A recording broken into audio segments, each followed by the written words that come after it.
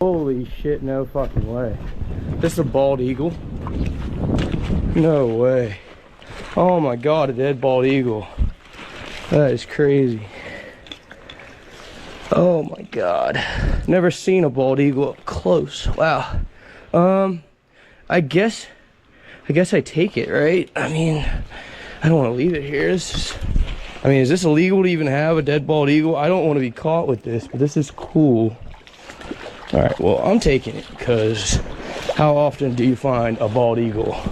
This is wild. Good find, skunk. That's crazy. For anybody wondering, eagles are federally protected birds, so make sure you call this in. If you ever find a dead eagle, make sure you call it in. Call my favorite people, the DNR. They're on their way. In the meantime, I'm gonna flay these fish, and we're gonna wait, and then we'll get back on the stream and do a little bit more fishing. So what do you think happened to it? I don't know. Did you look it over pretty good? No, I have literally threw it in the back of the truck and I put it on the table. I have not even looked at it hardly at all. Goodbye, eagle. Later, bro. All right. He said it probably died from either lead or from fighting. He said most of the time, this time of year, they die from lead because they eat all the fish off the bottom, and they die from mercury or lead poisoning because they eat too many suckers or fall fish. So he's gonna call me back in a couple of days and I'll find out whatever it died from. So that's pretty cool. Everything is spiritual. Obadiah 1:3, the pride of thy heart hath deceived thee, thou that dwellest in the clefts of the rock, whose habitation is high, that saith in his heart, who shall bring me down to the ground? Verse 4, the point. Though thou exalt thyself as the eagle, and though thou set thy nest among the stars, thence will I bring thee down, saith the Lord YAHAWASHI. All right, Shalom. I want to give all the praise, honor, and glory to Yahawah BAHASHAM, YAHAWASHI, BAHASHAM Rakakwadash. Double honors to the apostles and elders of Great Millstone who taught me this truth. Shalom to the hopeful elect. I'm back with another quick lesson through the Holy Spirit, the Rakakwadash. And as it is written, the eagle will fall. All right, and we'll come back to this article in a minute. I do want to get into this here. This is from fortune.com.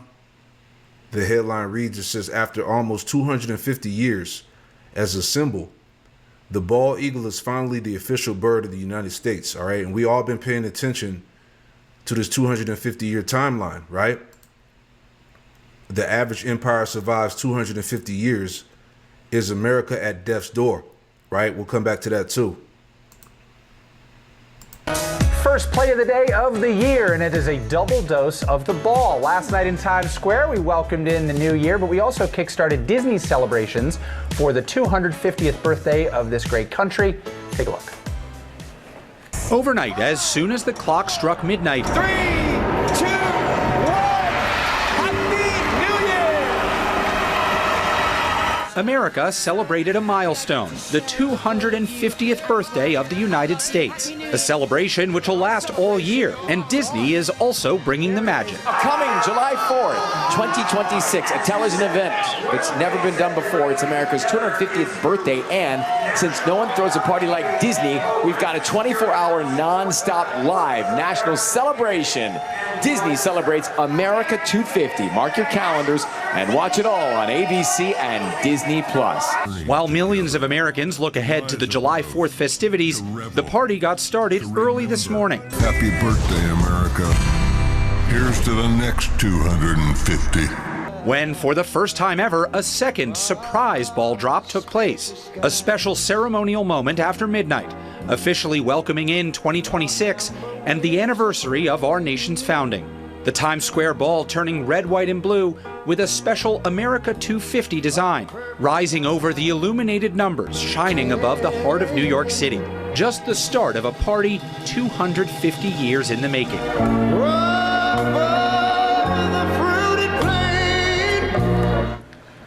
And as millions heard right here on ABC last night, all of Disney, including ABC and Disney Plus, our friends at ESPN, Nat Geo, FX, Freeform, and more. We got a lot to do.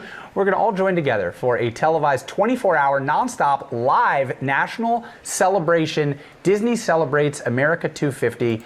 There you go. Their inward thought is that their houses shall continue forever, right? Everything is spiritual, man. All right, let's go back to the his joint here. All right, Salakia. So again, the average empire survives 250 years is America at death's door. Job 14:5, seeing his days are determined, the number of his months are with thee. Thou hast appointed his bounds that he cannot pass. All right, so Esau has reached his limit in rulership. All right, this is the time where he falls. Right? Studies show that an empire survives on average a mere 250 years. Did you know that? All right, how spiritual is that, man? Okay, the times that we're approaching, the things that are happening in the world, you know? It says, to put that into context, the world's oldest person recently died at 124 years old, so she lived nearly half as long as most empires do. Most Americans are unaware of this small but crucial statistic, which may suggest much about our country's future. It is past time for Americans to confront the painful reality that our time as a world superpower may be limited. And it is time to explore how to slow down what, frankly, is inevitable at some point. All right, this can't be stopped. The fall of Babylon will not be stopped. All right, that the United States global domination will not persist indefinitely. This may be difficult to grasp and accept, but it has never been true for any civilization in the past, and it will never be true for any society in the future, right? That's Acts 17, right? Okay, Acts 17 in the NLT, Acts 17 verse 26, it says, for from one man he created all the nations throughout the whole earth. He decided beforehand when they should rise and fall, and he determined their boundaries. You see that? So it's all been determined by YAHAWASHI. Okay, Esau has now reached his bounds that he cannot pass. All right, remember, Satan was loosed for a little season. All right, and now his little season is done, as we're reading here, right? Let's jump down. It says, as we consider historical empires, it is worth noting that the vast majority of Americans do not regard the United States as an empire in the classical sense, despite the fact that many people throughout the world do. However, for the purposes of this column, the United States, although being modern in every meaning of the word, does indeed qualify as an empire. Let's jump down. All right, the point. In 2026, the United States of America, founded in 1776, will celebrate its 250th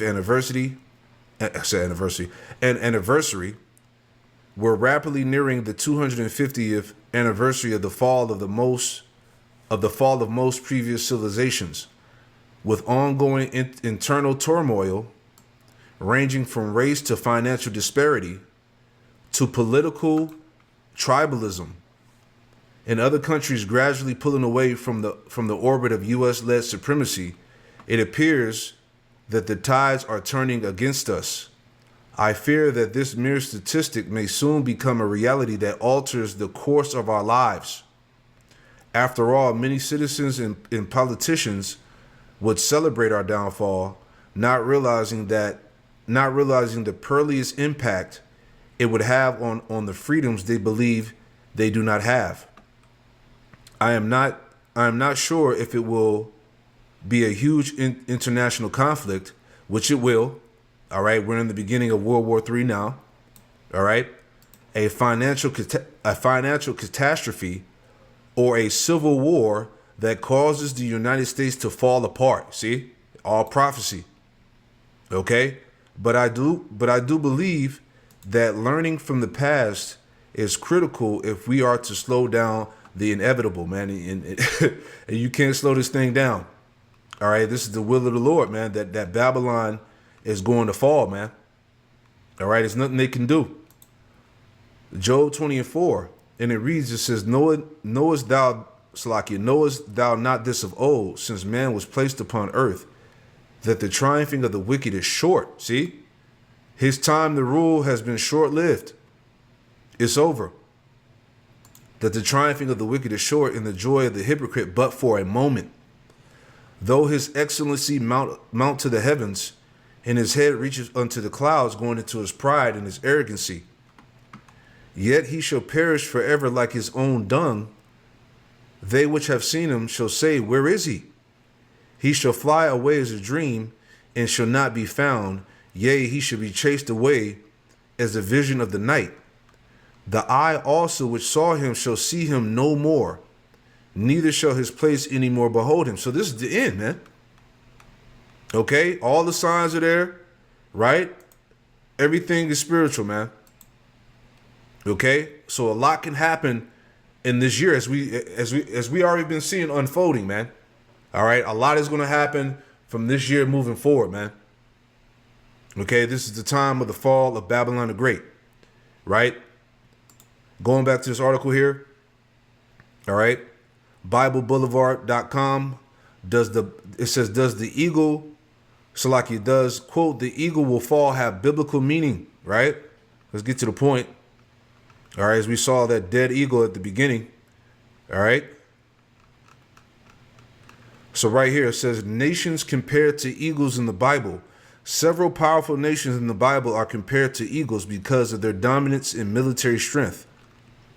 The prophet Obadiah speaks against the nation of Edom, warning that despite their strength, they will fall. As we read Obadiah 1:4, though you soar like the eagle and make your nest among the stars, from there I will bring you down, declares the Lord. All right. Hey, Esau, Edom, the eagle will fall. Okay. And it's spiritual. The eagle tied to Babylon, America. All right. Esau, Edom, Rome. Okay. Essentially what? The Edomites. Okay. The eagle is going down. Read some more. It says, Edom was proud of his defenses, but the Most High declared that no matter how high they positioned themselves, they could not escape judgment. You see? The inevitable. Similarly, in Jeremiah 49:22, the Most High warns about the destruction of Edom. Look, an eagle will soar and swoop down, spreading its wings over Basra. In the day of the hearts of Edom's warriors will be like the heart of a woman in labor. This passage suggests that while the eagle represents great power, it will eventually fall in defeat. Whoo, man. The fall of those eagles shows that no nation, no matter how strong, can stand against God's judgment when it turns away from him. All right? Pride goeth before destruction, right? Could the eagle will fall refer to a modern nation? Some people believe that the phrase the eagle will fall is a prophetic warning about the fall of a powerful nation. The eagle is a national symbol of the United States, leading some to speculate that the Bible's references to the fall of an eagle could point to America's future. See that? No way around it. Okay? The fall of the eagle points to America. Okay? It says, while the Bible does not specifically mention the United States, it does teach that any nation that becomes prideful and turns away from the Most High will eventually face consequences. Proverbs 16:18 warns, pride goes before destruction, a haughty spirit before a fall. Nations throughout history have risen and fallen, often due to moral decay, corruption, and arrogance. As we read in Acts 17, all right, the Most High has declared the boundaries of all these nations that he allowed to be set up in power. He decided beforehand when they should rise and fall. He have determined their boundaries. See? Read that part again. It says, nations throughout history have risen and fallen, often due to moral decay, corruption, and arrogance. It says, if a nation believes itself to be unstoppable and rejects the Most High's ways, it is only a matter of time before it faces consequences. And this is what we're saying.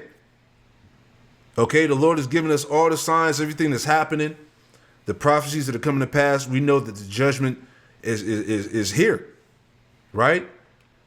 Warnings against pride and self-reliance. The Bible constantly warns that pride leads to downfall, right? I want to make a point real fast. All right. Let's get this in Sirach, the 10th chapter, real fast, right? Sirach 10. And we're going to start at verse 12. All right, this is the book of Sirach, or Ecclesiastes 10 and 12. It says the beginning of pride is when one departed from the Most High, and his heart is turned away from his Maker. For pride is the beginning of sin, and he that have it shall pour out abomination. And therefore the Lord YAHAWASHI brought upon them strange calamities, and overthrew them utterly. The Lord YAHAWASHI have cast down the thrones of proud princes, and set up the meek in their stead. See? The Lord YAHAWASHI had plucked up the roots of proud nations, and planted the lowly in their place. All right, America is that proud nation. All right, that's getting ready to be thrown down. Okay? It says, verse 16, the Lord YAHAWASHI overthrew countries of the heathen and destroyed them to the foundations of the earth. He took some of them away and destroyed them and made their memorial to cease from the earth. All right, as we read that in Job. All right, he shall disappear as a dream in the night, man. Okay, he shall have no name in the street, the scriptures say. Right? Let's get that in Psalms chapter 7 and verse 9.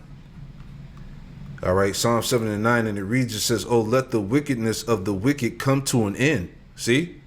It's time, man. It's time for Babylon to go. Oh, let the wickedness of the wicked come to an end, but establish the just, for the righteous power trieth the hearts and reins. Right? This may be why America disappears from the end times. In exactly 2,000 years of recorded prophecy, one particular nation is missing. The most powerful empire in human history simply vanishes. But here's what will shock you most. 3 different explanations exist for America's disappearance. And by the end of this video, you'll understand what 99% of Christians miss. Theory 1. The sudden collapse of a superpower. The first theory is simple and terrifying. America collapses before the end times unfold. Let that sink in. The US may not be absent because it's spared. It may be absent because it no longer exists as a global power. If that sounds dramatic, consider this. Rome. For over 500 years, the unquestioned master of the known world. Roman citizens believed their empire would last forever. They called it Eternal Rome. Yet today, tourists pay 20 euros to walk through its ruins. Britain. An empire so vast that the sun never set on its territories. At its peak, it controlled 25% of the world's landmass and 23% of its population. Today, it struggles to maintain unity with Scotland and Northern Ireland. Here's what history teaches us about empires. They all follow the same pattern. They rise. This digital calendar, lightening my mental load, makes... Just let that pass. Damn commercials, man.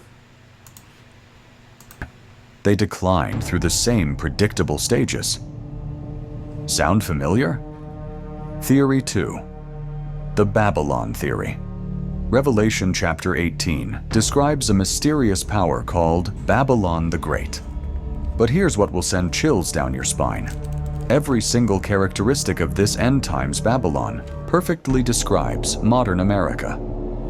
And he cried mightily with a loud voice, saying, Babylon the Great is fallen, and has become a dwelling place of demons, a prison for every foul spirit, and a cage for every unclean and hated bird. Now, most people assume this is referring to ancient Babylon in Iraq. But here's the problem with that interpretation. Ancient Babylon today is a collection of ruins in the Iraqi desert. It hasn't been a major city for over 1,000 years. It has no global economic influence, no cultural exports, no military power. But the Babylon of Revelation 18? Let me read you exactly how it's described, and I want you to tell me what modern nation this sounds like. For all the nations have drunk of the wine of the wrath of her fornication. The kings of the earth have committed fornication with her, and the merchants of the earth have become rich through the abundance of her luxury. There are 5 major reasons many believe that USA is Babylon. Reason number 1, economic dominance. September 15th, 2008. Stock markets open and immediately plummet. By noon, London is in freefall. By 9:30 a.m. Eastern, Wall Street is bleeding red. In less than 24 hours, a problem that started in American mortgage markets had crashed the entire global economy. But why? Why did America's economic sneeze give the whole world pneumonia? The answer goes back to 1944. World War II is raging. Representatives from 44 nations meet in Bretton Woods, New Hampshire, to design the post-war financial system. They make a decision that would change everything. The US dollar becomes the world's reserve currency. Every major commodity, oil, gold, wheat, steel, would be priced in dollars. Every central bank would hold dollars as their primary reserve. Yeah, so it's obvious that Babylon the Great, okay, is America. All right, there's no way getting around it. Now, I want to make a point real fast, as he was saying, as he was dealing with Babylon, all right, ancient Babylon. This proves right here that Jeremiah was prophesying about America, because this doesn't apply to ancient Babylon. This is Jeremiah 51. Real quick, Jeremiah 51 and 59, right? So this is Jeremiah 51, and starting at verse 60. Here we go. Jeremiah 51 and 60 says, so Jeremiah wrote in a book all the evil that should come upon Babylon, even all these words that are written against Babylon.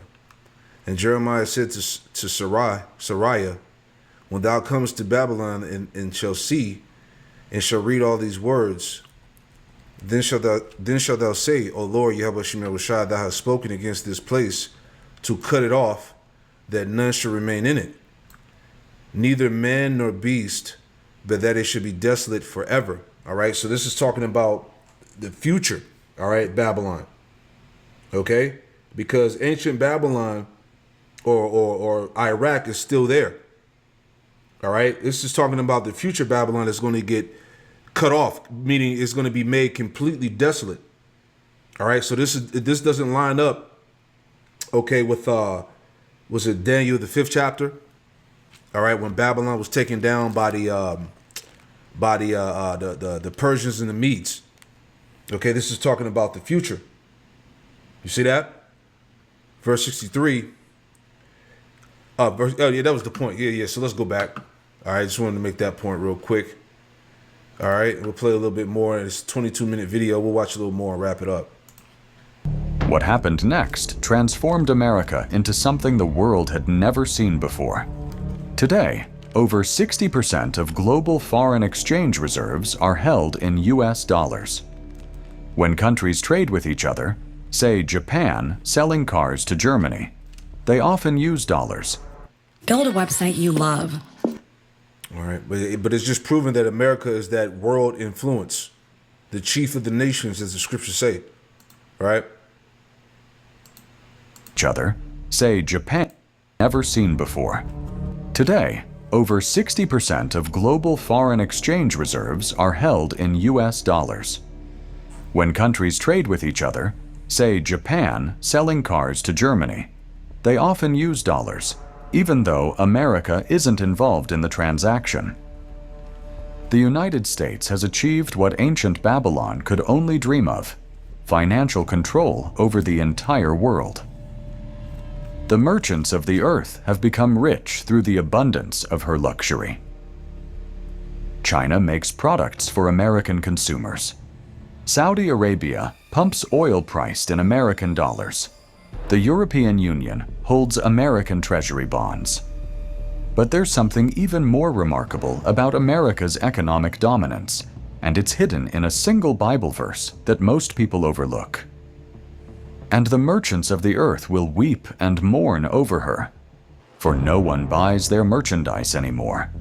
Merchandise of gold and silver, precious stones and pearls, fine linen and purple, silk and scarlet, every kind of citron wood, every kind of object of ivory, every kind of object of most precious wood, bronze, iron, and marble, and cinnamon and incense, fragrant oil and frankincense, wine and oil, fine flour and wheat, cattle and sheep, horses and chariots, and bodies and souls of men. This isn't describing what Babylon sells to the world. It's describing what the world sells to Babylon. This is a consumer nation that imports everything. And here's the shocking part. The United States runs a trade deficit of over $800 billion annually. That means America buys $800 billion more from the world than it sells back. The entire global economy depends on American consumers buying their products. Which brings us to a terrifying question we'll address later. What happens to global commerce when American consumers can't buy anymore? But how does America afford to buy so much more than it produces? Simple. It prints the money. Because the dollar is the world's reserve currency. Yeah, so you can watch the rest of that. All right, it's laying down the facts. But the point, you know, the 250-year time frame, as we were just talking about earlier, let me go back to that. All right. You know, that 250 years is significant, man. So definitely heavy times, man. All right. The Lord is cutting the time of the wicked short. All right. So I just wanted to put that out there, man. The eagle will fall. All right. As we saw here earlier. All right. It's going down. Shalom.